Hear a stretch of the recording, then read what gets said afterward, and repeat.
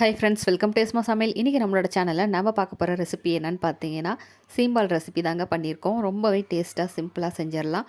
உங்களுக்கு ஒரு தடவை சீம்பால் கிடச்சிதுன்னா கண்டிப்பாக இதே மெத்தடில் ட்ரை பண்ணி பாருங்கள். இந்த வீடியோ பார்த்தீங்கன்னா பிகினர்ஸ்க்காக இன்றைக்கி செஞ்சுருக்கோம். வாங்க வீடியோக்குள்ளே போயிட்டு எப்படி செஞ்சோன்னு பார்த்துட்டு வந்துடலாம். இதுக்கு நம்ம 1 லிட்டர் அளவுக்கு சீம்பால் வாங்கி வச்சுருக்கோங்க. அதை எடுத்துக்கோங்க. இன்றைக்கி நம்ம 1 லிட்டருக்கான அளவில் தான் செஞ்சுருக்கிறோம். இப்போது சிம்பாலை நம்ம எடுத்ததுக்கப்புறமா நல்ல ஒரு வடிகட்டி எடுத்து நல்லா வடித்து எடுத்துக்கோங்க.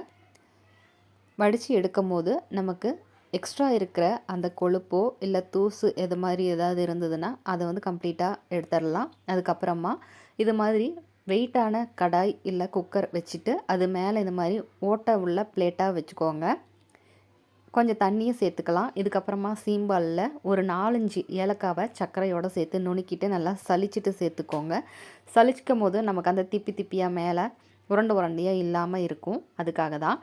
இப்போ நல்லா வடித்ததுக்கு அப்புறமா நம்ம ஒரு 1/4 லிட்ரு அளவுக்கு தனி பால் எடுத்துக்கலாம். அதாவது பசும்பாலோ இல்லை பேக்கெட்டில் வாங்கக்கூடிய பாலாக இருந்தாலும் சரி, அதையும் இது போல் நல்லா வடிச்சிட்டு எடுத்து வச்சுக்கலாம். ஏன்னா நமக்கு சீம்பால் பார்த்திங்கன்னா ரொம்ப கெட்டியாக வரும்.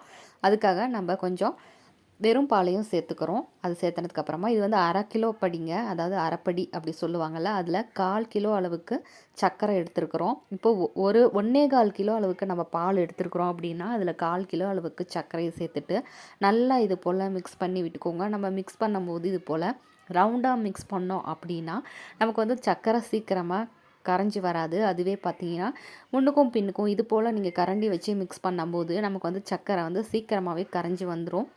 அதுக்காக தான் நான் உங்களுக்கு இந்த 2 மெத்தடையுமே காட்டியிருக்கிறேன்.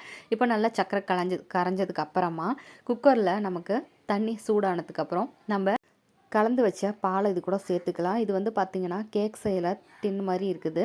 இதில் தான் நாங்கள் எப்பயுமே சீம்பால் செய்வோம். நீங்கள் இல்லைன்னா வெயிட்டான அகல பாத்திரம் இருந்தாலும் அது கூட சேர்த்துக்கோங்க.